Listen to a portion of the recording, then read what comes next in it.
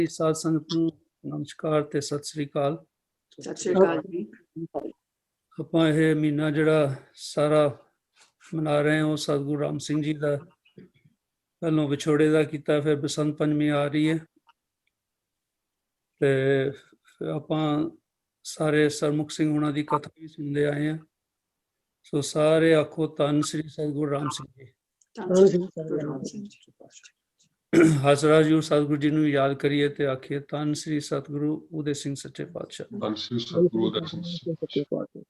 ਹਾਂਜੀ, ਸੁਭਾ ਜੀ ਦਾ ਬਹੁਤ ਧੰਨਵਾਦ ਜਿਨ੍ਹਾਂ ਨੇ ਥੋੜੇ ਲਫ਼ਜ਼ਾਂ ਦੇ ਵਿੱਚ ਹੀ ਕਾਫੀ ਕੁਝ ਦੱਸਦਾ, ਪਰ ਜਿਹੜੀ ਮੇਨ ਗੱਲ ਹੈ ਉਹ ਇਹ ਸਾਡੇ ਕਿਤੇ ਨਹੀਂ ਕੁਝ ਹੁੰਦਾ, ਇਹ ਸਤਿਗੁਰੂ ਜੀ ਦੀ ਕਿਰਪਾ। ਤੇ ਜਿਹੜੀਆਂ ਘਾਲਣਾ ਸਾਡੇ ਬਜ਼ੁਰਗਾਂ ਨੇ ਤੇ ਜਿੱਦਾਂ ਜਸਵਿੰਦਰ ਸਿੰਘ ਹਿਸਟੋਰੀਅਨ ਹੋਣਾ ਨੇ ਘਾਲੀਆਂ ਇਹ ਮਟੀਰੀਅਲ ਇਕੱਠਾ ਕਰਨ ਲਈ, ਐਕਚੁਅਲੀ ਤਾਂ ਉਹਨਾਂ ਦੀ ਬਹੁਤ ਵੱਡੀ ਦੇਣ ਆ। ਜਿਹੜਾ ਅਸੀਂ ਹੁਣ ਸਾਡੇ ਕੋਲ ਇੰਨੇ ਸਾਧਨ ਹੈਗੇ ਆ ਜਿਹੜੇ ਅਸੀਂ ਉਹ ਸਾਧਨਾਂ ਦੇ ਨਾਲ ਇਹਨੂੰ ਇਕੱਠਾ ਕਰਕੇ ਪ੍ਰੈਜ਼ੈਂਟ ਕਰ ਸਕਦੇ ਹਾਂ ਤੇ ਫਿਰ ਗਾਹਾਂ ਸੇਵ ਕਰ ਸਕਦੇ ਹਾਂ ਫਿਊਚਰ ਜਨਰੇਸ਼ਨ ਲਈ। ਸੋ ਇਹ ਜਿਹੜਾ ਮਤਲਬ ਮੇਨ ਟੌਪਿਕ ਜਿਹੜਾ ਹੈਗਾ ਇਹ ਸਤਿਗੁਰੂ ਜੀ ਦਾ ਵਿਛੋੜਾ। ਤੇ ਆਪਾਂ ਨੂੰ ਹੁਣ ਜਿੱਦਾਂ ਸੁਭਾ ਜੀ ਨੇ ਵੀ ਦੱਸਿਆ ਕਿ ਛੋਟੇ ਹੁੰਦੇ ਤੋਂ ਵੀ ਅਸੀਂ ਬਹੁਤ ਇਹ ਸੁਣਦੇ ਆਏ ਹਾਂ ਕਿ ਕਿਸ ਤਰ੍ਹਾਂ ਦਾ ਸਮਾਂ ਭਿਆਨਕ ਆਉਣਾ ਤੇ ਕਿੱਦਾਂ ਫਿਰ ਸਤਿਗੁਰੂ ਰਾਮ ਸਿੰਘ ਜੀ ਨੇ ਵਿਛੋੜਾ ਦੇਣਾ ਤੇ ਫਿਰ ਕਿੱਦਾਂ ਫਿਰ ਕਲਯੁਗ ਦਾ ਅੰਤ ਆਉਣਾ ਤੇ ਫਿਰ ਕਲਯੁਗ ਤੋਂ ਬਾਅਦ ਫਿਰ ਸਤਿਗੁਰੂ ਰਾਮ ਸਿੰਘ ਜੀ ਨੇ ਕਿੱਦਾਂ ਪ੍ਰਗਟ ਹੋਣਾ ਤੇ ਫਿਰ ਕਿੱਦਾਂ ਸਾਰੇ ਸੰਸਾਰ ਤੇ ਖਾਲਸਾ ਰਾਜ ਹੋਣਾ। ਤੇ ਇਹ ਸਾਰਾ ਇਤਿਹਾਸ ਜਿਹੜਾ ਇਹ ਐਕਚੁਅਲੀ ਹੈਗਾ ਬਹੁਤ ਲੰਬਾ। ਇਹਨੂੰ ਵਰਣਨ ਕਰਨਾ ਹਾਲੇ ਤੱਕ ਕੋਈ ਇਹੋ ਜਿਹੀ ਇੱਕ ਕਿਤਾਬ ਨਹੀਂ ਮਿਲੀ ਜਿੱਥੇ ਆਪਾਂ ਨੂੰ ਸਾਰੀ ਪੂਰੀ ਇਨਫੋਰਮੇਸ਼ਨ ਮਿਲ ਜਾਵੇ। ਪਰ ਇਹਦਾ ਆਪਾਂ ਜਿੱਦਾਂ ਹੁਣ ਇਹ ਸਾਰਾ ਫੋਰਮ ਚੱਲਦਾ ਥੋੜਾ ਪਿਛਲੇ ਹਫਤੇ ਵੀ ਆਪਣੇ ਗੁਰਦੇਵ ਸਿੰਘ ਹੋਣੀ ਤੇ ਉਹ ਤੋਂ ਪਹਿਲਾਂ ਹਰਭਜਨ ਸਿੰਘ ਹੋਣੀ ਵੀ ਇਸੇ ਟੌਪਿਕ ਤੇ ਬੋਲੇ ਸੀ ਤੇ ਉਹ ਥੋੜਾ ਉਹਨਾਂ ਨੇ ਦੱਸਿਆ। ਤੇ ਆਪਾਂ ਹੁਣ ਜਿੱਦਾਂ ਦੇਖਿਆ ਕਿ ਗੁਰਦੇਵ ਸਿੰਘ ਹੋਣੀ ਜਦੋਂ ਪਿਛਲੇ ਹਫਤੇ ਵਿਛੋੜੇ ਦਾ ਹੀ ਕੀਤਾ ਤੇ ਕਿੱਦਾਂ ਵਿਰਾਗ ਹੋ ਗਏ ਸੀ ਉਹਨਾਂ ਨੂੰ। ਤੇ ਇਹ ਵਿਰਾਗ ਜਿਹੜਾ ਇਹ ਐਕਚੁਅਲੀ ਹਰੇਕ ਨਾਮਧਾਰੀ ਦੇ ਮਨ ਦੇ ਵਿੱਚ ਹੈਗਾ ਕਿ ਜਦੋਂ ਆਪਾਂ ਸਤਿਗੁਰੂ ਰਾਮ ਸਿੰਘ ਜੀ ਦੀ ਵਿਛੋੜੇ ਦੀ ਗੱਲ ਕਰਦੇ ਹਾਂ ਤੇ ਉਦੋਂ ਵਿਰਾਗ ਭਰ ਜਾਂਦਾ। ਇਹ ਵਿਰਾਗ ਜਦੋਂ ਸਤਿਗੁਰੂ ਰਾਮ ਸਿੰਘ ਜੀ ਨੇ ਜਦੋਂ ਵਿਛੋੜਾ ਦਿੱਤਾ ਉਦੋਂ ਤੋਂ ਤੁਸੀਂ ਦੇਖੋ ਕਿ ਸਤਿਗੁਰੂ ਹਰੀ ਸਿੰਘ ਜੀ ਨੇ ਪਹਿਲਾਂ ਤਾਂ ਉਹਨਾਂ ਨੂੰ ਬਹੁਤ ਕਿਹਾ ਕਿ ਤੁਸੀਂ ਕਿਰਪਾ ਕਰੋ ਵੀ ਇਹ ਸਾਰਾ ਜਿਹੜਾ ਇਹਦਾ ਮੈਂ ਆਪਣੇ ਸਿਰ ਤੇ ਲੈ ਲੈਣਾ ਤੇ ਮੈਂ ਚਲ ਜਾਣਾ ਤੁਹਾਡੀ ਜਗ੍ਹਾ ਤੇ ਤੁਸੀਂ ਇੱਥੇ ਰਹੋ। ਤੇ ਸਤਿਗੁਰੂ ਰਾਮ ਸਿੰਘ ਨੇ ਉਹਨਾਂ ਨੂੰ ਕਿਹਾ ਨਹੀਂ, ਤੁਸੀਂ ਇੱਥੇ ਹੀ ਇਹਨਾਂ ਦੀਆਂ ਜੜ੍ਹਾਂ ਕੁਤਰਨੀਆਂ ਤੇ ਮੇਰਾ ਪ੍ਰਦੇਸ਼ ਜਾਣਾ ਹੀ ਬਣਦਾ ਤੇ ਮੈਂ ਉੱਥੇ ਜਾ ਕੇ ਇਹਨਾਂ ਦਾ ਸਾਰਾ ਕੰਮ ਕਰਨਾ। ਤੇ ਨਾਲ ਇਹ ਵੀ ਉਹਨਾਂ ਨੇ ਕਿਹਾ ਵੀ ਮੈਂ ਮੁੜ ਕੇ ਫੇਰ ਆਵਾਂਗਾ। ਸੋ ਇਹ ਵਿਛੋੜਾ ਇਹਨੂੰ ਆਪਾਂ ਹੁਣ ਦੇਖਿਆ ਜਾਵੇ ਤੇ ਆਪਾਂ ਹੁਣ ਕਿੰਨੇ ਸ੍ਰੀ ਸਤਿਗੁਰੂ ਪ੍ਰਤਾਪ ਸਿੰਘ ਜੀ ਨੇ ਵੀ ਤੇ ਸਤਿਗੁਰੂ ਜਗਜੀਤ ਸਿੰਘ ਜੀ ਨੇ ਫਿਰ ਹੁਣ ਸਤਿਗੁਰੂ ਉਦੇ ਸਿੰਘ ਜੀ ਕਿੰਨੇ ਪਾਠ 1.25 ਲੱਖ ਦੇ ਪਾਠ ਦੇ ਪ੍ਰੋਗਰਾਮ ਬਣੇ ਆ। ਕਿੱਦਾਂ ਚੰਡੀ ਦੇ ਵਾਰ ਦੇ ਸਤਿਗੁਰੂ ਪ੍ਰਤਾਪ ਸਿੰਘ ਨੇ ਵੀ ਉਦੋਂ 1.25 ਲੱਖ ਪਾਠ ਕਰਕੇ ਹਵਨ ਕੀਤੇ ਤੇ ਕਿੱਦਾਂ ਫਿਰ ਸਤਿਗੁਰੂ ਜਗਜੀਤ ਸਿੰਘ ਜੀ ਨੇ ਵੀ ਉਹ ਜਿਹੜਾ ਹੁਕਮ ਉਹਨਾਂ ਨੂੰ ਅਖੀਰਲੇ ਟਾਈਮ ਹੋਇਆ ਸੀਗਾ ਕਿ ਵੀ ਤੁਸੀਂ ਸਤਿਗੁਰੂ ਰਾਮ ਸਿੰਘ ਜੀ ਦੇ ਦਰਸ਼ਨ ਦੇ ਨਿਮਿਤ 1.25 ਲੱਖ ਪਾਠ ਕਰਨੇ ਆ। ਉਹ ਹੋਏ। ਫਿਰ ਜਿਹੜੇ ਬਾਕੀ ਸਤਿਗੁਰੂ ਉਦੇ ਸਿੰਘ ਜੀ ਹੁਣ ਜਿੰਨੇ ਪਾਠ ਕਰਾ ਰਹੇ ਆ ਉਹ ਸਾਰੇ ਸਤਿਗੁਰਾਂ ਦੇ ਦਰਸ਼ਨਾਂ ਦੇ ਨਿਮਿਤ ਹੀ ਹੈ। ਤੇ ਆਪਣੇ ਜਿੱਦਾਂ ਆਪਾਂ ਵੀ ਅਰਦਾਸ ਹਰ ਵੇਲੇ ਕਰਦੇ ਹਾਂ, ਹੁਣ ਕਈ ਦਫਾ ਆਪਾਂ ਅਰਦਾਸਾਂ ਕਰਦੇ ਹਾਂ ਪਰ ਉਦੋਂ ਜਿਹੜਾ ਉਹਦਾ ਰੀਅਲ ਮੀਨਿੰਗ ਹੈ ਉਹ ਆਪਾਂ ਨੂੰ ਮਨ ਦੇ ਵਿੱਚ ਨਹੀਂ ਵਸਾਉਂਦੇ। ਤੇ ਆਪਾਂ ਅਰਦਾਸ ਹਰ ਵੇਲੇ ਕਰਦੇ ਹਾਂ ਕਿ ਇਹ ਜੋ ਕੁਝ ਕਰ ਰਹੇ ਹਾਂ ਅਸੀਂ ਇਹ ਸਤਿਗੁਰੂ ਰਾਮ ਸਿੰਘ ਜੀ ਦੇ ਦਰਸ਼ਨ ਦੇ ਨਿਮਿਤ ਆ। ਤੇ ਜੇ ਕਿਸੇ ਦਾ ਕੋਈ ਖੁਸ਼ੀ ਦਾ ਵੀ ਪ੍ਰੋਗਰਾਮ ਹੁੰਦਾ ਤਾਂ ਵੀ ਆਪਾਂ ਸਤਿਗੁਰੂ ਰਾਮ ਸਿੰਘ ਦੇ ਦਰਸ਼ਨ ਦੇ ਨਿਮਿਤ ਕਰਦੇ ਹਾਂ। ਤੇ ਫਿਰ ਨਾਲ ਆਪਾਂ ਇਹ ਵੀ ਕਹਿੰਦੇ ਆ ਕਿ ਜੋ ਭਿਆਨਕ ਸਮਾਂ ਆ ਰਿਹਾ ਉਸ ਤੋਂ ਸਾਨੂੰ ਹੱਥ ਦੇ ਕੇ ਰੱਖ ਲਓ, ਬਖਸ਼ ਲਓ। ਕਿੰਨੀ ਵੱਡੀ ਗੱਲ ਹੈ। ਤੇ ਇਹ ਸਾਰਾ ਕੁਝ ਜਿਹੜਾ ਹੈਗਾ ਇਹ ਵਿਛੋੜੇ ਦੀ ਗੱਲ ਹੈ। ਤੇ ਸਤਿਗੁਰੂ ਹਰੀ ਸਿੰਘ ਵੀ ਬਚਨ ਕਰਦੇ ਹੁੰਦੇ ਸੀ ਕਿ ਜਿਹੜਾ ਭਾਣੇ ਦੇ ਬਚਨ ਨਹੀਂ ਕਰਦਾ ਫਿਟੇ ਮੂੰਹ। ਤੇ ਫਿਰ ਸਤਿਗੁਰੂ ਪ੍ਰਤਾਪ ਸਿੰਘ ਜੀ ਨੇ ਜਿਹੜੇ ਬਚਨ ਕਰਦੇ ਹੁੰਦੇ ਸੀ, ਤੁਸੀਂ ਭਾਣੇ ਦੇ ਸਤਿਗੁਰੂ ਰਾਮ ਸਿੰਘ ਜੀ ਦੇ ਆਉਣ ਬਾਰੇ ਦਿਨ ਦੇ ਵਿੱਚ 2 ਦਫਾ ਤਾਂ ਬਚਨ ਕਰੋ, ਤੇ ਜੇ ਨਹੀਂ ਘੱਟ ਤੋਂ ਘੱਟ 1 ਦਫਾ ਤਾਂ ਜ਼ਰੂਰ ਕਰੋ। ਤੇ ਨਾਲ ਉਹਨੂੰ ਇਹ ਵੀ ਕਹਿੰਦੇ ਹੁੰਦੇ ਸੀ ਕਿ ਜਿਹੜਾ ਨਹੀਂ ਕਰਦਾ ਉਹ ਸਿੱਖ ਨਹੀਂ ਆ, ਉਹ ਕੂਕਾ ਨਹੀਂ ਖਵਾ ਸਕਦਾ। ਸੋ ਇਹ ਸਾਰੀਆਂ ਵੱਡੀਆਂ ਗੱਲਾਂ, ਇਹਦੇ ਵੱਲ ਆਪਣਾ ਧਿਆਨ ਸਾਰਿਆਂ ਦਾ ਹੈਗਾ। ਤੇ ਪਰ ਆਪਾਂ ਨੂੰ ਜਿਹੜਾ ਸਤਿਗੁਰੂ ਨੇ ਕਿਹਾ ਵੀ ਇਹਨਾਂ ਦੇ ਬਚਨ ਆਪਾਂ ਜ਼ਰੂਰ ਕਰਿਆ ਕਰੀਏ। ਸੋ ਅੱਜ ਦਾ ਦਿਨ ਜਿਹੜਾ ਮੇਰਾ ਟੌਪਿਕ ਵੀ ਇਹੀ ਆ ਕਿ ਆਪਾਂ ਥੋੜੇ ਜਿਹੇ ਵਿਚਾਰ ਕਰ ਲਈਏ। ਤੇ ਮੈਂ ਇਹ ਜ਼ਰੂਰ ਕਹਾਂਗਾ ਕਿ ਮੈਂ ਕੋਈ ਪ੍ਰਚਾਰਕ ਨਹੀਂ ਹਾਂ, ਤੇ ਮੈਂ ਤਾਂ ਸਾਰੇ ਕੁਝ ਫੁੱਲ ਜਿਹੜੇ ਚੁੱਕੇ ਨੇ ਸਾਰੇ, ਉਹ ਜੋ ਆਪਾਂ ਸਤਸੰਗ ਕਰਦੇ ਆ ਇੱਥੋਂ ਸੁਣਦੇ ਆ। ਤੇ ਜਾਂ ਸਾਡੇ ਜਿੱਦਾਂ ਸੁਲੱਖਣ ਸਿੰਘ ਸੂਬਾ ਜੀ ਨੇ ਦੱਸਿਆ ਕਿ ਸਾਡੇ ਜਿਹੜੇ ਪਾਪਾ ਜੀ ਸੀਗੇ, ਉਹਨਾਂ ਦੀ ਜਿਹੜੀ ਦੇਣ ਹੈ ਉਹ ਲੈਗੇਸੀ ਸਾਡੇ ਕੋਲ ਜਿਹੜੀ ਛੱਡ ਗਏ ਆ, ਜਾਂ ਉਹਨਾਂ ਦੀਆਂ ਕੋਈ ਰਿਕਾਰਡਿੰਗਸ ਮਿਲਦੀਆਂ ਜਾਂ ਲਿਖਤਾਂ ਮਿਲਦੀਆਂ, ਉਹੀ ਸਾਰੀਆਂ ਕੁਝ ਪੜ੍ਹ ਕੇ ਤੇ ਉਹੀ ਗੱਲਾਂ ਅਸੀਂ ਦੱਸਣ ਦੀ ਕੋਸ਼ਿਸ਼ ਕਰਦੇ ਹਾਂ। ਪਰ ਅਸੀਂ ਪ੍ਰਚਾਰਕ ਨਹੀਂ, ਅਸੀਂ ਉਸ ਲੈਵਲ ਤੇ ਨਹੀਂ ਹੈਗੇ। ਸੋ ਜੋ ਆਪਾਂ ਸਤਿਗੁਰੂ ਬਿਲਾਸ ਵਿੱਚ ਸਤਿਗੁਰੂ ਰਾਮ ਸਿੰਘ ਜੀ ਦੀ ਕਥਾ ਸੁਣ ਰਹੇ ਹਾਂ, ਉਹਦੇ ਵਿੱਚ ਮੈਂ ਤਕਰੀਬਨ 4 ਸਾਖੀਆਂ ਜਿਹੜੀਆਂ ਸ਼ਾਰਟ ਫਾਰਮ ਦੇ ਵਿੱਚ ਮੈਂਸ਼ਨ ਕਰਦਾ, ਜਿਹੜੀਆਂ ਮੈਂ ਨੋਟ ਕੀਤੀਆਂ, ਜਿਹੜੀਆਂ ਇਸੇ ਟੌਪਿਕ ਤੇ ਸੀਗੀਆਂ।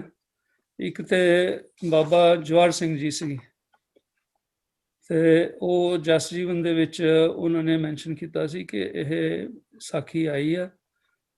ਤੇ ਬਾਬਾ ਜਵਾਹਰ ਸਿੰਘ ਜੀ ਜਦੋਂ ਇਹ ਸਤਿਗੁਰੂ ਬਾਲਕ ਸਿੰਘ ਜੀ ਦੇ ਸਿੱਖ ਸਨ, ਤੇ ਇਹਨਾਂ ਨੇ ਸਤਿਗੁਰੂ ਰਾਮ ਸਿੰਘ ਜੀ ਤੋਂ ਪਹਿਲੋਂ ਭਜਨ ਪੁੱਛਿਆ ਹੋਇਆ ਸੀਗਾ। ਤੇ ਜਦੋਂ ਫਿਰ ਆਪਾਂ ਨੂੰ ਸਾਰਿਆਂ ਨੂੰ ਪਤਾ ਹੈ ਕਿ ਜਿੱਦਾਂ ਸਤਿਗੁਰੂ ਬਾਲਕ ਸਿੰਘ ਜੀ ਨੇ ਗੁਰਗੱਦੀ ਜਿਹੜੀ ਆ ਉਹ ਕਿੱਦਾਂ ਗੁਪਤ ਰੂਪ ਦੇ ਵਿੱਚ ਸਾਂਭ ਕੇ ਰੱਖੀ, ਤੇ ਜਦੋਂ ਸਤਿਗੁਰੂ ਰਾਮ ਸਿੰਘ ਜੀ ਆਏ ਉਹਨਾਂ ਨੇ ਗੱਦੀ ਅਰਪਣ ਕੀਤੀ। ਤੇ ਇਹਨਾਂ ਦੇ ਜਿਹੜੇ ਸੰਤ ਬਾਬਾ ਜਵਾਹਰ ਸਿੰਘ ਸੀ, ਇਹਨਾਂ ਦੇ ਮਨ ਦੇ ਵਿੱਚ ਆਈ ਕਿ ਮੈਂ ਇਹਨਾਂ ਤੋਂ ਪਹਿਲੋਂ ਭਜਨ ਪੁੱਛਿਆ ਤੇ ਗੱਦੀ ਮੈਨੂੰ ਕਿਉਂ ਨਹੀਂ ਮਿਲੀ ਤੇ ਸਤਿਗੁਰੂ ਰਾਮ ਸਿੰਘ ਜੀ ਨੂੰ ਕਿਉਂ ਮਿਲੀ। ਤੇ ਇਹ ਸਵਾਲ ਉਹਨਾਂ ਦੇ ਮਨ ਦੇ ਵਿੱਚ ਆਇਆ। ਤੇ ਫਿਰ ਸਤਿਗੁਰੂ ਰਾਮ ਸਿੰਘ ਜੀ ਨੇ ਇੱਕ ਦਫਾ ਉਹਨਾਂ ਨੂੰ ਰਾਤ ਨੂੰ ਦਰਸ਼ਨ ਦਿੱਤੇ, ਤੇ ਦਰਸ਼ਨ ਦੇ ਕੇ ਤੇ ਉਹਨਾਂ ਨੇ ਇਹ ਕਿਹਾ ਕਿ ਤੁਹਾਡਾ ਜਿਹੜਾ ਸਰੀਰ ਹੈ ਉਹ ਬਹੁਤ ਬਿਰਧ ਹੋ ਚੁੱਕਾ ਸੀ, ਤੇ ਇਸ ਕਰਕੇ ਤੁਹਾਨੂੰ ਨਹੀਂ ਗੱਦੀ ਦਿੱਤੀ, ਤੇ ਗੱਦੀ ਮੈਨੂੰ ਮਿਲੀ ਗਈ ਹੈ। ਪਰ ਇਹ ਜਿਹੜੀ ਗੱਦੀ ਮੈਨੂੰ ਮਿਲੀ ਹੈ ਇਹ ਕੋਈ ਸੌਖਾ ਕੰਮ ਨਹੀਂ ਹੈ, ਇਹ ਤੁਹਾਡੇ ਬਿਰਧ ਸਰੀਰ ਵਾਲੇ ਨਹੀਂ ਸੀ ਕਰਨ ਵਾਲਾ, ਇਹ ਇਹ ਸਾਡੇ ਕਰਨ ਵਾਲਾ, ਤੇ ਉਹ ਅਸੀਂ ਹੀ ਜਾਣਾ ਹੈ। ਅਸੀਂ ਪ੍ਰਦੇਸ਼ਾਂ 'ਚ ਜਾ ਕੇ ਫਿਰ ਸਾਰੇ ਇਹ ਔਖਾ ਸਮਾਂ ਦੇਖਣਾ। ਤੇ ਉਦੋਂ ਆਪਾਂ ਨੂੰ ਸਾਰਿਆਂ ਨੂੰ ਪਤਾ ਹੈ ਕਿ ਸਤਿਗੁਰੂ ਰਾਮ ਸਿੰਘ ਜੀ ਦੀ ਉਮਰ ਜਦੋਂ ਗਏ ਨੇ ਪ੍ਰਦੇਸ਼, 56 ਸਾਲ ਦੀ ਸੀ। ਅੰਮ੍ਰਿਤਸਰ ਜਿਹੜਾ ਮੇਲਾ ਹੋਇਆ, ਉੱਥੇ ਆਪਣੇ ਜਿਹੜੇ ਸੰਤੋਖ ਸਿੰਘ ਜੀ ਬਾਹੋਵਾਲ ਜਿਹਨਾਂ ਦੀ ਕਥਾ ਆਪਾਂ ਸੁਣਦੇ ਹਾਂ, ਉਹ ਉੱਥੇ ਸੀਗੇ। ਮੇਲੇ ਤੇ ਸਤਿਗੁਰੂ ਰਾਮ ਸਿੰਘ ਜੀ ਨੇ ਬਾਹਰ ਜਾਣਾ ਸੀ, ਤੇ ਉਹਨਾਂ ਨੇ ਜਦੋਂ ਬਾਹਰ ਜਾਣ ਲੱਗੇ ਉੱਥੇ, ਕਿਉਂਕਿ ਆਪਾਂ ਨੂੰ ਸਾਰਿਆਂ ਨੂੰ ਪਤਾ ਕਿ ਉਸ ਟਾਈਮ ਦੇ ਵਿੱਚ ਖੇਤਾਂ ਦੇ ਵਿੱਚ ਜਾਣਾ ਹੁੰਦਾ ਸੀ, ਤੇ ਸੰਗਤ ਜਿਹੜੀ ਸੀ ਉਹ ਪਿੱਛੇ ਫੋਲੋ ਕਰਦੀ ਆਈ। ਤੇ ਸਤਿਗੁਰਾਂ ਨੇ ਉਹਨਾਂ ਨੂੰ ਬਹੁਤ ਕਿਹਾ ਵੀ ਤੁਸੀਂ ਪਿੱਛੇ ਹਟ ਜਾਓ ਤੇ ਮੈਨੂੰ ਇਕੱਲੇ ਨੂੰ ਛੱਡ ਦਿਓ ਤੇ ਮੈਂ ਜਾਣਾ, ਤੇ ਪਰ ਫਿਰ ਵੀ ਨਹੀਂ ਹਟੇ। ਤੇ ਉਸ ਤੋਂ ਬਾਅਦ ਕੁਛ ਸਿੱਖ ਹਟ ਗਏ, ਪਰ ਮੰਗਲ ਸਿੰਘ ਜਿਹੜੇ ਸੀਗੇ ਬਿਸ਼ਨਪੁਰੀਆ ਵਾਲੇ, ਉਹ ਫਿਰ ਵੀ ਮਗਰ ਆਉਂਦੇ ਗਏ। ਤੇ ਸਾਧੂਆਂ ਨੇ ਉਹਨਾਂ ਨੂੰ ਵੀ ਰੋਕਿਆ ਤੇ ਉਹਨਾਂ ਨੂੰ ਵੀ ਕਿਹਾ ਵੀ ਤੁਸੀਂ ਨਾ ਆਓ, ਤੇ ਉਹ ਮਗਰ ਫਿਰ ਵੀ ਆਉਂਦੇ ਰਹੇ। ਤੇ ਉਹਨਾਂ ਨੇ ਬਿਸ਼ਨਪੁਰੀ ਨੇ ਇੱਕ ਮੁੰਦਰੀ ਬਹੁਤ ਮਹਿੰਗੀ ਦਿੱਤੀ ਹੋਈ ਸੀ ਸਤਿਗੁਰੂ ਰਾਮ ਸਿੰਘ ਜੀ ਨੇ, ਤੇ ਉਹ ਉਹਨਾਂ ਨੇ ਸਤਿਗੁਰੂ ਰਾਮ ਸਿੰਘ ਨੇ ਉਹ ਮੁੰਦਰੀ ਵੀ ਲਾ ਕੇ ਉਹਨਾਂ ਨੂੰ ਵਾਪਸ ਕੀਤੀ ਕਿ ਤੁਹਾਨੂੰ ਇਹਦਾ ਮਾਣ ਹੋਣਾ ਤਾਂ ਤੁਸੀਂ ਮੇਰੇ ਮਗਰ ਆਉਣੇ, ਵੀ ਤੁਸੀਂ ਮੁੜ ਜਾਓ। ਤੇ ਜਦੋਂ ਉਹਨਾਂ ਨੇ ਦੇਖਿਆ ਵੀ ਸਤਿਗੁਰੂ ਜੀ ਤਾਂ ਇੰਨਾ ਗੁੱਸੇ ਹੋ ਰਹੇ ਆ, ਤੇ ਉਹ ਫਿਰ ਵਾਪਸ ਤਾਂ ਮੁੜ ਗਏ। ਤੇ ਉਹਨਾਂ ਨੇ ਜਾ ਕੇ ਫਿਰ ਬਾਬਾ ਜਵਾਹਰ ਸਿੰਘ ਨੂੰ ਜਦੋਂ ਦੱਸਿਆ, ਨਾਲ ਸਤਿਗੁਰੂ ਰਾਮ ਸਿੰਘ ਨੇ ਇਹ ਵੀ ਕਿਹਾ ਵੀ ਜਿਹੜਾ ਮੇਰੇ ਮਗਰ ਆਵੇ ਉਹਦਾ ਮੂੰਹ ਕਾਲਾ। ਤੇ ਫਿਰ ਬਾਬਾ ਜਵਾਹਰ ਸਿੰਘ ਨੂੰ ਦੱਸਿਆ ਤੇ ਉਹਨਾਂ ਨੇ ਕਿਹਾ ਵੀ ਇਸ ਤਰ੍ਹਾਂ ਠੀਕ ਨਹੀਂ, ਵੀ ਸਤਿਗੁਰੂ ਜੀ ਇੰਨੇ ਜ਼ਿਆਦਾ ਗੁੱਸੇ ਹੋਏ ਨੇ। ਤੇ ਉਹਨਾਂ ਨੇ ਆਪਣਾ ਮੂੰਹ ਆਪੇ ਕਾਲਾ ਕਰਕੇ ਤੇ ਜਾ ਕੇ ਆਪਣੇ ਸਤਿਗੁਰੂ ਰਾਮ ਸਿੰਘ ਜੀ ਨੂੰ ਮੱਥਾ ਟੇਕਿਆ ਤੇ ਸਾਰਿਆਂ ਨੂੰ ਮਾਫੀ ਮੰਗੀ। ਤੇ ਉੱਥੇ ਸਤਿਗੁਰੂ ਰਾਮ ਸਿੰਘ ਨੇ ਫਿਰ ਇਹ ਬਚਨ ਕੀਤੇ ਕਿ ਮੈਂ ਹੁਣ ਬਹੁਤ ਸਸਤਾ, ਤੇ ਮੈਂ ਪ੍ਰਦੇਸ਼ ਚਲੇ ਜਾਣਾ, ਤੇ ਬਹੁਤ ਔਖਾ ਟਾਈਮ ਆਉਣਾ, ਤੇ ਬਹੁਤ ਸਿੱਖਾਂ ਨੇ ਵੀ ਬੇਸਿੱਧਕ ਹੋ ਜਾਣਾ, ਤੇ ਕਈਆਂ ਨੇ ਆਪਣੇ ਕਛਹਿਰੇ ਵੀ ਲਾ ਦੇਣੇ। ਉਹਨਾਂ ਨੇ ਫਿਰ ਇੱਕ ਹੋਰ ਛੋਟੀ ਜਿਹੀ ਸਾਖੀ ਦੱਸੀ ਸੀ ਕਿ ਉੱਥੇ ਕਿਸੇ ਸਿੱਖ ਨੇ ਇੱਦਾਂ ਹੀ, ਫਿਰ ਜਦੋਂ ਅੰਗਰੇਜ਼ਾਂ ਦਾ ਰਾਜ ਆਇਆ, ਇੰਨਾ ਡਰ ਹੁੰਦਾ ਸੀ ਕਿ ਨਾਮਧਾਰੀ ਕਛਹਿਰੇ ਤੋਂ ਪਛਾਣਿਆ ਜਾਂਦਾ ਸੀ। ਤੇ ਉਹ ਫਿਰ ਜਦੋਂ ਉਹਨੂੰ ਕਿਸੇ ਵੇਲੇ ਉਹਦੇ ਲਾਗੇ ਜਦੋਂ ਉਹਨਾਂ ਨੂੰ ਫੜਨ ਆਏ, ਤੇ ਉਹਨਾਂ ਨੇ ਆਪਣਾ ਕਛਹਿਰਾ ਲਾ ਕੇ ਤੇ ਦਰਿਆ 'ਚ ਸੁੱਟਤਾ ਸੀ, ਤੇ ਨਾਲ ਪੱਥਰ ਮਾਰ ਮਾਰ ਕੇ ਥੱਲੇ ਕਰਦੇ ਸੀ। ਤੇ ਇੱਦਾਂ ਦਾ ਵੀ ਸਮਾਂ ਆਇਆ। ਤੇ ਉਸ ਤੋਂ ਬਾਅਦ ਇੱਕ ਉਹਨਾਂ ਨੇ ਆਪਣੇ ਜਿਹੜੇ ਆਪਾਂ ਨੂੰ ਸਾਰਿਆਂ ਨੂੰ ਪਤਾ ਕਿ ਸੰਤ ਦਰਬਾਰਾ ਸਿੰਘ ਜਿਹੜੇ ਹੋਏ ਆ, ਜਿਹੜੇ ਸਭ ਤੋਂ ਪਹਿਲਾਂ ਸਤਿਗੁਰੂ ਰਾਮ ਸਿੰਘ ਜੀ ਨੂੰ ਰੰਗੂਨ ਦਰਸ਼ਨ ਕਰਨ ਲਈ ਗਏ ਆ, ਤੇ ਉਹਨਾਂ ਨੂੰ ਵੀ ਇਸੇ ਤਰ੍ਹਾਂ ਹੀ ਸਤਿਗੁਰੂ ਰਾਮ ਸਿੰਘ ਜੀ ਨੇ ਇੱਕ ਦਫਾ ਆਪੇ ਦੱਸਿਆ ਸੀ ਕਿ ਬਾਬਾ ਜੀ ਕੇ ਫਰੰਗੀ ਮੈਨੂੰ ਵਾਪਸ ਲੈ ਜਾਣਗੇ, ਉੱਥੇ ਪ੍ਰਦੇਸ਼ ਲੈ ਜਾਣਗੇ, ਤੇ ਪਰ ਉਹ ਮੈਨੂੰ ਪਕੜ ਨਹੀਂ ਸਕਦੇ, ਤੇ ਮੈਂ ਨਾ ਅੱਗ ਦੇ ਵਿੱਚ ਸੜ ਸਕਦਾ ਤੇ ਨਾ ਮੈਨੂੰ ਪਾਣੀ ਡੋਬ ਸਕਦੀ ਹੈ। ਤੇ ਸਾਰੇ ਮੈਨੂੰ ਆਖਣਗੇ ਕਿ ਇਹਨਾਂ ਨੇ ਨਹੀਂ ਆਉਣਾ, ਪਰ ਉਹ ਸੱਚ ਨਹੀਂ ਆ। ਤੇ ਅਸੀਂ ਉਦੋਂ ਆਉਣਾ ਜਦੋਂ ਇਹ ਬਹੁਤ ਸਮਾਂ ਹੋ ਜਾਣਾ ਕਲਯੁਗ ਦਾ ਭਿਆਨਕ, ਤੇ ਫਿਰ ਅਸੀਂ ਆ ਕੇ ਉਦੋਂ ਫਿਰ ਵਾਪਸ ਜਾਣਾ ਜਦੋਂ ਧਰਮ ਵਾਪਸ ਪੂਰਾ ਹੋ ਜਾਏਗਾ ਤੇ ਸੰਭਲ ਸੂਲੀ ਫਿਰ ਜਾਏਗੀ।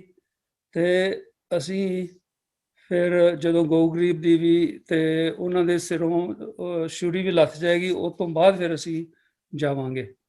ਉਦੋਂ ਤੱਕ ਅਸੀਂ ਬਾਹਰ ਮਤਲਬ ਉੱਥੇ ਰਹਿ ਕੇ ਹੀ ਹੋਣਾ ਪ੍ਰੋਗਰਾਮ ਸਾਰਾ। ਸੋ ਇਹ 3-4 ਸਾਖੀਆਂ ਸੀ। ਤੇ ਮੈਂ ਪਿਛਲੇ ਹਫਤੇ ਵੀ ਥੋੜੇ ਜਿਹੇ ਕੀਤੇ ਸੀ ਕਿ ਸਤਿਗੁਰੂ ਰਾਮ ਸਿੰਘ ਜੀ ਨੇ ਜਦੋਂ ਗਏ ਨੇ ਉਦੋਂ ਉਹਨਾਂ ਨੇ ਕਿਹਾ ਸੀਗਾ, ਕਈ ਗੱਲਾਂ ਕਹੀਆਂ ਸੀਗੀਆਂ ਕਿ ਮੈਨੂੰ ਅੱਗ ਸਾੜ ਨਹੀਂ ਸਕਦੀ, ਮੈਨੂੰ ਪਾਣੀ ਡੋਬ ਨਹੀਂ ਸਕਦਾ, ਮੈਨੂੰ ਕੋਈ ਸ਼ਸਤਰ ਕੱਟ ਨਹੀਂ ਸਕਦਾ। ਪਰ ਇਹ ਗੱਲਾਂ ਤੁਸੀਂ ਕੋਈ ਸੱਚ ਨਾ ਮੰਨਿਓ। ਤੇ ਭਾਵੇਂ ਕੋਈ ਸੂਰਜ ਲਹਿੰਦਿਓਂ ਚੜ ਜਾਵੇ, ਭਾਵੇਂ ਸਮੁੰਦਰ ਦਾ ਪਾਣੀ ਤਾਹਾਂ ਉਛਲੇ ਮਾਰੇ, ਆਕਾਸ਼ ਥੱਲੇ ਆ ਜਾਵੇ, ਧਰਤੀ ਉੱਪਰ ਜਾਵੇ, ਸੂਰਜ ਪਾਣੀ ਵਰਸਾਵੇ, ਚੰਦ ਅੱਗ ਵਰਸਾਵੇ, ਇਹ ਗੱਲਾਂ ਹੋ ਸਕਦੀਆਂ ਸੱਚ, ਪਰ ਤੁਸੀਂ ਇਹ ਨਹੀਂ ਸੱਚ ਮੰਨਣਾ ਕਿ ਭਈ ਮੈਂ ਨਹੀਂ ਆਉਣਾ।